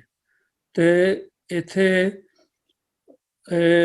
ਤੇ ਮੈਂ ਜਦੋਂ ਫਿਰ ਦੇਖਦਾ ਸੀਗਾ ਕਿ ਮੇਰਾ ਕੰਮ ਸਿਕਿਉਰਿਟੀ ਦਾ ਸੀ, ਤੇ ਉਦੋਂ ਸਤਿਗੁਰੂ ਜੀ ਦਾ ਇੱਕ ਸਰੂਪ ਬੰਗਲੇ ਦੇ ਅੰਦਰ ਨਜ਼ਰ ਆਉਂਦਾ ਸੀ ਤੇ ਇੱਕ ਇੱਥੇ ਹੁੰਦੇ ਸੀਗੇ। ਤੇ ਮੈਂ ਤਾਂ ਉਹਨਾਂ ਨੂੰ ਬਹੁਤ ਮੰਨਦਾ ਸੀਗਾ। ਤੇ ਫਿਰ ਇੱਕ ਦਿਨ ਉਹਨੇ ਦੱਸਿਆ ਵੀ ਕੀ ਹੋਇਆ, ਵੀ ਜਿਹੜਾ ਦਰੋਗਾ ਸੀ ਉੱਥੇ ਦਾ, ਜਿਹੜਾ ਗਾਰਡਸਮੈਨ ਸੀਗਾ, ਉਹਨੇ ਸਤਿਗੁਰਾਂ ਨੂੰ ਉੱਥੇ ਕਿਤੇ ਥੜੇ ਤੇ ਦੇਖ ਲਿਆ। ਤੇ ਉਹਨੇ ਫਿਰ ਜਾ ਕੇ ਦੁਬਾਰਾ ਦਵਾ ਸਾਹਿਬ ਦੌੜ ਕੇ ਜਾ ਕੇ ਦੇਖਿਆ ਬੰਗਲੇ 'ਚ ਵੀ ਸੀਗੇ, ਪਰ ਉਹਨੂੰ ਗੁੱਸਾ ਬਹੁਤ ਆਇਆ ਤੇ ਉਹਨੇ ਆਣ ਕੇ ਸਤਿਗੁਰਾਂ ਨੂੰ ਲੱਤ ਮਾਰੀ ਤੇ ਸਤਿਗੁਰੂ ਜੀ ਥੱਲੇ ਡਿੱਗ ਪਏ। ਤੇ ਉਹ ਜਦੋਂ ਸਤਿਗੁਰੂ ਜੀ ਡਿੱਗੇ ਤੇ ਸਤਿਗੁਰਾਂ ਨੇ ਫਿਰ ਆਪਣੇ ਆਪ ਨੂੰ ਸੰਭਾਲ ਕੇ ਉਹਨੂੰ ਫੜ ਕੇ ਫੜਿਆ ਤਾਂ ਪਰ ਉਹ ਹੱਥੋਂ ਨਿਕਲ ਕੇ ਦੌੜਿਆ। ਤੇ ਜਦੋਂ ਉਹ ਦੌੜਿਆ ਗਿਆ ਤੇ ਸਤਿਗੁਰੂ ਦੇ ਮਗਰ ਜਾ ਕੇ ਉਹਨੂੰ ਫਿਰ ਉੱਥੇ ਢਾਲਿਆ, ਢਾ ਕੇ ਉਹਨੂੰ ਸਤਿਗੁਰਾਂ ਨੇ ਬਹੁਤ ਕੁੱਟਿਆ। ਤੇ ਉਹ ਇੱਕਦਮ ਹੀ ਫੇਂਟ ਵਗੈਰਾ ਹੋ ਕੇ ਤੇ ਇੱਕਦਮ ਨਿਢਾਲ ਹੋ ਗਿਆ। ਤੇ ਜਦੋਂ ਇਹ ਰੌਲਾ ਪੈਂਦਾ, ਉੱਥੇ ਦਾ ਜਿਹੜਾ ਸੁਪਰੀਡੈਂਡੈਂਟ ਸੀਗਾ ਉਹਨੇ ਆਣ ਕੇ ਫਿਰ ਰੌਲਾ ਪੈਂਦਾ ਜਦੋਂ ਦੇਖਿਆ, ਉਹ ਦਵਾ ਸਾਹਿਬ ਦੌੜ ਕੇ ਆਇਆ, ਉਹਨੇ ਆਣ ਕੇ ਮਾਫੀ ਵੀ ਮੰਗੀ ਸਤਿਗੁਰਾਂ ਤੋਂ। ਤੇ ਸਤਿਗੁਰਾਂ ਨੇ ਫਿਰ ਉੱਥੇ ਉਹਨੂੰ ਤਾਂ ਮਾਫ ਕਰਤਾ। ਤੇ ਫਿਰ ਸਤਿਗੁਰਾਂ ਨੇ ਉਹਨੂੰ ਕਿਹਾ ਵੀ ਦੱਸ ਵੀ ਦਿੱਤਾ ਵੀ ਮੈਂ ਇੱਥੋਂ ਹੁਣ ਚਲਿਆ ਜਾਣਾ, ਤੁਸੀਂ ਜੋ ਕਰਨਾ ਕਰ ਲਓ। ਤੇ ਉਹੀ ਸੇਮ ਸਾਖੀ ਉਹਨੇ ਵੀ ਦੱਸੀ ਫਿਰ ਕਿ ਸਤਿਗੁਰਾਂ ਨੇ ਉਸ ਟਾਈਮ, ਉਸ ਦਿਨ ਰਾਤ ਨੂੰ, ਜਿੱਦਾਂ ਉੱਥੋਂ 1 ਵਜੇ ਆਪਣਾ ਜਿੱਦਾਂ ਗੇਟ ਖੁੱਲ੍ਹ ਗਏ ਤੇ ਉਹ ਜਿਹੜੇ ਸਿਕਿਉਰਿਟੀ ਵਾਲੇ ਸੀ ਸੌਂ ਗਏ, ਤੇ ਉੱਥੋਂ ਜਾ ਕੇ ਫਿਰ ਸਤਿਗੁਰੂ ਜੀ ਸਮੁੰਦਰ ਵੱਲ ਚਲੇ ਗਏ, ਉਹ ਉੱਥੋਂ ਅਲੋਪ ਹੋ ਗਏ। ਸੋ ਇਹ ਦੂਸਰੀ ਸਾਖੀ ਸੀਗੀ ਜਿਹੜੀ ਫਿਰ ਸਤਿਗੁਰੂ ਪ੍ਰਤਾਪ ਸਿੰਘ ਜੀ ਉੱਥੋਂ ਫਿਰ ਆਪਣੇ ਸ਼ਿਪ ਦੇ ਵਿੱਚ ਵਾਪਸ ਕਲਕੱਤੇ ਚਲ ਗਏ। ਤੇ ਉਹ ਨਾਲ ਉਹਨੂੰ ਇਹ ਵੀ ਜਿਹੜਾ ਇਹ ਸੀਗਾ ਮੁਸਲਮਾਨ ਜਿਹੜਾ, ਉਹਨੇ ਆਪ ਫਿਰ ਦੱਸਿਆ ਕਿ ਸਤਿਗੁਰਾਂ ਨੇ ਮੈਨੂੰ ਇਹ ਵੀ ਕਿਹਾ ਸੀ ਕਿ ਤੂੰ ਫਿਕਰ ਨਾ ਕਰ, ਤੂੰ ਮੁੜ ਕੇ ਜਵਾਨ ਹੋ ਜਾਏਗਾ, ਤੇਰੇ ਬੱਚੇ ਵੀ ਹੋਣਗੇ ਤੇ ਤੇਰੇ ਪਾਸ ਜਾਇਦਾਦ ਵੀ ਹੋ ਜਾਏਗੀ ਤੇ ਗਾਈਆਂ ਵੀ ਹੋ ਜਾਣਗੀਆਂ। ਤੇ ਉਹਨੇ ਆਪ ਦੱਸਿਆ ਵੀ ਕਹਿੰਦਾ ਹੁਣ ਦੇਖੋ ਵੀ ਮੇਰੇ ਵਾਲ ਵੀ ਕਾਲੇ ਹੋ ਗਏ, ਮੇਰੇ ਦੰਦ ਵੀ ਨਵੇਂ ਆ ਗਏ ਆ, ਤੇ ਮੈਂ ਫਿਰ ਵਿਆਹ ਵੀ ਕਰਾਇਆ ਤੇ ਮੇਰੇ ਬੱਚੇ ਵੀ ਹੈਗੇ ਆ। ਸੋ ਇਹ ਦੂਸਰੀ ਸਾਖੀ ਸੀ। ਇਹਦੇ 'ਚ ਸਾਡੇ ਪਾਪਾ ਜੀ ਉਹਨਾਂ ਦੀ ਫਾਈਨਲ ਰਿਕਾਰਡਿੰਗ ਹੈ ਇਸ ਦੇ ਬਾਅਦ, ਉਹ ਮੈਂ ਥੋੜੀ ਜਿਹੀ ਸੁਣਾ ਦਿੰਦਾ, ਫਿਰ ਉਸ ਤੋਂ ਬਾਅਦ ਸਮਾਪਤੀ ਕਰਦੇ ਹਾਂ। ਸੋ ਸਤਿਗੁਰੂ ਦੇ ਪਿਆਰਿਓ, ਜ਼ਰਾ ਇਸ ਕੌਤਕ ਤੇ ਵਿਚਾਰ ਕਰੀਏ ਕਿ ਕਿਵੇਂ ਸ੍ਰੀ ਸਤਿਗੁਰੂ ਪ੍ਰਤਾਪ ਸਿੰਘ ਜੀ ਨੇ ਆਪਣੀ ਆਤਮ ਸ਼ਕਤੀ ਨਾਲ ਉਸ ਪੁਰਾਣੇ ਕੱਚੇ ਕਮਜ਼ੋਰ ਪੁਲ ਨੂੰ ਡਿੱਗਣ ਝੱਟਣ ਨਾ ਦਿੱਤਾ। ਗੱਡੀਆਂ ਲੰਘ ਜਾਣ ਤੋਂ ਬਾਅਦ ਡਿੱਗਾ। ਜੇਕਰ ਉਹ ਵਚਨ ਕਰ ਦਿੰਦੇ ਤਾਂ ਭਾਵੇਂ ਉਹ ਪੁਲ ਸਰੀਰ ਕਾਲ ਹੀ ਨਾ ਡਿੱਗਦਾ। ਨਾਲ ਹੀ ਦਿਖਾ ਦਿੱਤਾ ਕਿ ਇਹ ਪੁਲ ਇਤਨਾ ਕਮਜ਼ੋਰ ਸੀ ਜੋ ਬਗੈਰ ਗੱਡੀ ਦੇ ਪਹਾੜ ਤੋਂ ਵੀ ਡਿੱਗ ਸਕਦਾ ਹੈ। ਜਦ ਤੱਕ ਆਪਣੀ ਮਿਹਨਤ ਦੀ ਨਜ਼ਰ ਉਸ ਪੁਲ ਤੇ ਰੱਖੀ, ਉਹ ਨਹੀਂ ਡਿੱਗਣ ਦਿੱਤਾ। ਇਸ ਨੂੰ ਮਾਦਾ ਪ੍ਰਸਤ ਅੱਜ ਦੀ ਸਾਇੰਸ ਕੀ ਦੱਸ ਸਕਦੀ ਹੈ? ਗੁਰ ਕਾ ਬਚਨ ਬਸੇ ਜੀ ਨਾਲੇ, ਜਲ ਨਹੀਂ ਡੁੱਬੇ ਤਸਕਰ ਨਹੀਂ ਦੇਵੇ, ਪਾਏ ਨਾ ਸਾਕੇ ਜਾਵੇ। ਇਸੇ ਤਰ੍ਹਾਂ ਜਦੋਂ ਜਹਾਜ਼ ਮਰਗੋਈ ਤੋਂ 3 ਮੀਲ ਉਰੇ ਖਰਾਬ ਹੋਇਆ, ਉਸ ਖੇਡ ਦਾ ਭੇਤ ਆਪ ਹੀ ਉਹ ਮਾਲਕ, ਉਸ ਖੇਡ ਨੂੰ ਵਰਤਾਉਣ ਵਾਲੇ ਨਾਲ ਹੀ ਤਾਂ ਸਨ, ਆਪ ਹੀ ਜਾਣਦੇ ਸਨ ਅਤੇ ਆਪ ਹੀ ਉਹ ਉਸ ਖੇਡ ਨੂੰ ਬਣਾਉਣ ਵਾਲੇ ਸਨ।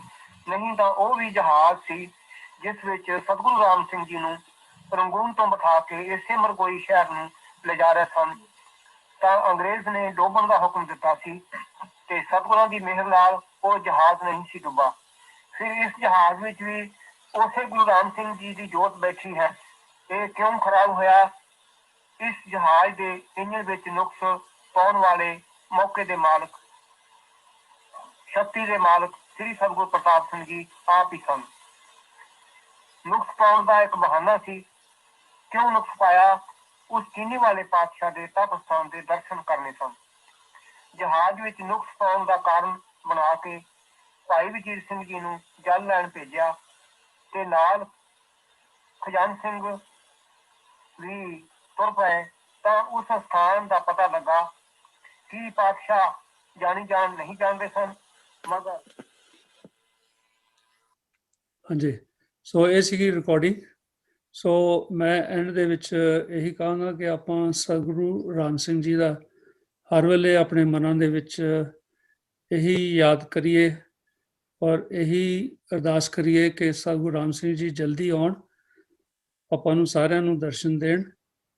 ਤੇ ਮੈਂ ਅਖੀਰ ਦੇ ਵਿੱਚ ਗਲਤੀਆਂ ਮੈਨੂੰ ਪਤਾ ਹੈ ਕਿ ਬਹੁਤ ਹੋ ਗਈਆਂ ਹੋਣਗੀਆਂ, ਜਿੱਦਾਂ ਮੈਂ ਕਿਹਾ ਕਿ ਮੈਂ ਕੋਈ ਪ੍ਰਚਾਰਕ ਨਹੀਂ ਹੈ ਤੇ ਮੈਂ ਕੋਸ਼ਿਸ਼ ਕੀਤੀ ਹੈ। ਸੋ ਸਾਰਿਆਂ ਤੋਂ ਖਿਮਾ ਦਾ ਜਾਜਕ ਤੇ ਸਤਿ ਸ੍ਰੀ ਅਕਾਲ। ਮੈਂ ਅਸਲ ਵਿੱਚ ਜਿਸ ਕਰਕੇ ਟਾਈਮ ਲਿਆ ਹੈਗਾ ਆਪ ਜੀ ਤੋਂ ਦੁਬਾਰਾ ਫੇਰ, ਉਹ ਇਸ ਕਰਕੇ ਲਿਆ ਹੈ ਕਿ ਜਿਹੜੀ ਸੰਤ ਹਰਦੇਵ ਸਿੰਘ ਬਖਸ਼ੀ ਹੁਣਾਂ ਦੀ ਆਪ ਜੀ ਨੇ ਗੱਲਬਾਤ ਕੀਤੀ ਹੈ, ਉਹ ਦੇਖੋ ਇੱਕ ਗੈਰ ਨਾਮਧਾਰੀ ਸਿੱਖ ਪਰਿਵਾਰ ਦੇ ਬੱਚੇ ਸਨ ਤੇ ਉਹ ਕਿਸ ਤਰੀਕੇ ਦੇ ਨਾਲ ਸਤਿਗੁਰੂ ਸੱਚੇ ਪਾਤਸ਼ਾਹ ਦੀ ਸ਼ਰਨ ਵਿੱਚ ਆਏ ਤੇ ਆ ਕੇ ਉਹਨਾਂ ਨੇ ਇਹ ਕਿੱਡੀ ਵੱਡੀ ਸੇਵਾ ਉਹਨਾਂ ਦੇ ਹੱਥੋਂ ਲਈ ਹੈ ਕਿ ਆਪਣੇ ਕੋਲ ਇਨਫੋਰਮੇਸ਼ਨ ਆਈ ਹੈ। ਇਸੇ ਤਰ੍ਹਾਂ ਜਿਹੜੇ ਸੰਤ ਤੇਜਾ ਸਿੰਘ ਜੀ, ਗਿਆਨੀ ਤੇਜਾ ਸਿੰਘ ਜੀ, ਦੇਖੋ ਨਾਮਧਾਰੀ ਪਹਿਲਾਂ ਪਰਿਵਾਰ ਵਿੱਚੋਂ ਨਹੀਂ, ਪੱਕੇ ਸਿੰਘ ਸਭੀਏ ਸਨ। 3 ਫੁੱਟੀ 3.5 ਫੁੱਟੀ ਕਿਰਪਾਨ ਰੱਖਦੇ ਸਨ ਤੇ ਆਪਣੇ ਉਹਨਾਂ ਕਿਸ ਤਰ੍ਹਾਂ ਸਤਿਗੁਰੂ ਸੱਚੇ ਪਾਤਸ਼ਾਹ ਜੀ ਨੇ ਕਿਰਪਾ ਕਰਕੇ ਉਹਨਾਂ ਨੂੰ ਪ੍ਰੇਰ ਕੇ ਨਾਮਧਾਰੀ ਸਿੱਖ ਬਣਾਇਆ ਤੇ ਉਸ ਤੋਂ ਬਾਅਦ ਸਤਿਗੁਰੂ ਰਾਮ ਸਿੰਘ ਸੱਚੇ ਪਾਤਸ਼ਾਹ ਜੀ ਦੀ ਪ੍ਰਦੇਸ਼ ਕਵਨ ਬਾਰੇ ਜਿੰਨੀ ਸਮੱਗਰੀ ਉਹਨਾਂ ਨੇ ਇਕੱਠੀ ਕਰਕੇ ਸਾਨੂੰ ਇੰਗਲੈਂਡ ਵਾਲਿਆਂ ਨੂੰ ਦਿੱਤੀ ਆ ਤੇ ਉਹ ਵੀ ਦੇਖ ਲਓ ਕਿੱਡੀ ਵੱਡੀ ਸੇਵਾ। ਤੇ ਮੈਂ ਇਹ ਮੇਰੇ ਮਨ ਦੇ ਵਿੱਚ ਬੈਠੇ ਦੇ ਆਉਂਦਾ ਸੀਗਾ ਕਿ ਜਦੋਂ ਅਸੀਂ ਕਿਸੇ ਨੂੰ ਦੇਖਦੇ ਆ ਨੋਕਦਾਰ ਪੱਗ ਬੰਨੀ ਹੋਵੇ, ਆਪਣੇ ਸਾਧ ਸੰਗਤ ਦੇ ਵਿੱਚ ਆਉਂਦਾ ਤੇ ਉਹ ਕਈ ਵਾਰੀ ਇਸ ਤਰ੍ਹਾਂ ਲੱਗਦਾ ਹੁੰਦਾ ਕਿ ਪਤਾ ਨਹੀਂ ਸ਼ਾਇਦ ਬਾਹਰਲਾ ਕੋਈ ਬੰਦਾ ਜਾਂ ਕੋਈ, ਉਸ ਨੂੰ ਆਪਾਂ ਗੈਰ ਕਰਕੇ ਜਾਣਦੇ ਆ। ਇਹ ਸਤਿਗੁਰੂ ਸੱਚੇ ਪਾਤਸ਼ਾਹ ਦੀ ਰਜਾ ਆ, ਉਹਨਾਂ ਨੇ ਕਿਹਦੇ ਕੋਲੋਂ ਕਿੱਦਾਂ ਦੀ ਸੇਵਾ ਲੈ ਲੈਣੀ ਆ। ਤੇ ਅਸੀਂ ਤਾਂ ਸਦਾ ਕਰਜ਼ਾਈ ਰਵਾਂਗੇ ਸੰਤਾਂ ਦੇ ਜਿਨ੍ਹਾਂ ਨੇ ਆਪਾਂ ਨੂੰ ਇੰਨੀ ਇਹ ਇਨਫੋਰਮੇਸ਼ਨ ਇਕੱਠੀ ਕਰਕੇ ਦੇ ਗਏ ਆ। ਤੇ ਗਰੀਬ ਨਿਵਾਜ ਸੱਚੇ ਪਾਤਸ਼ਾਹ ਦੀ ਕਿਰਪਾ ਕਾਰਨ ਜਿਹੜੀ ਆਪਣੀ ਆਉਣ ਵਾਲੀ ਜਨਰੇਸ਼ਨ ਹੈ ਨਾ, ਉਹਦੇ ਵਿੱਚ ਆਪਾਂ ਥੋੜਾ ਥੋੜਾ ਕਰਕੇ ਇਹ ਇਨਫੋਰਮੇਸ਼ਨ ਜਿਹੜੀ ਆ ਉਸ ਨੂੰ ਯਾਦ ਨੂੰ ਤਾਜ਼ਾ ਰੱਖ ਸਕੀਏ। ਅੱਵਲ ਤਾਂ ਸਦਾ ਹੀ ਆਪਾਂ ਨੂੰ ਯਾਦ ਰੱਖਣਾ ਚਾਹੀਦਾ ਸਤਿਗੁਰੂ ਰਾਮ ਸਿੰਘ ਜੀ ਦੀ ਗੱਲ ਨੂੰ, ਪਰ ਘੱਟੋ ਘੱਟ ਆ ਜਿਹੜੇ ਦਿਨ ਆ, ਇਹ ਹਰੇਕ ਸਾਲ ਆ ਜਿਹੜੀ ਇਨਫੋਰਮੇਸ਼ਨ ਆ ਨਾ, ਇਹ ਆਪਣੇ ਕੋਲ ਇੱਕ ਆ ਗਈ ਹੈ ਤੇ ਇਹਦੇ ਵਿੱਚੋਂ ਅਗਾਂਹ ਬੱਚੇ ਤਿਆਰ ਕਰਕੇ, ਗੱਲਬਾਤ ਤਿਆਰ ਕਰਕੇ ਸਾਧ ਸੰਗਤ ਨੂੰ ਦੱਸਣ ਤੇ ਬੜਾ ਵਧੀਆ ਰਹੇਗਾ ਆਪਣੇ ਗਾਂਹ ਵਾਸਤੇ ਨਾ। ਬਹੁਤ ਵਧੀਆ ਹੋ ਗਿਆ। ਆਪ ਜੀ ਦਾ ਸਾਰਿਆਂ ਦਾ ਬਹੁਤ ਬਹੁਤ ਧੰਨਵਾਦ ਜੀ। ਸਤਿ ਸ਼੍ਰੀ ਅਕਾਲ।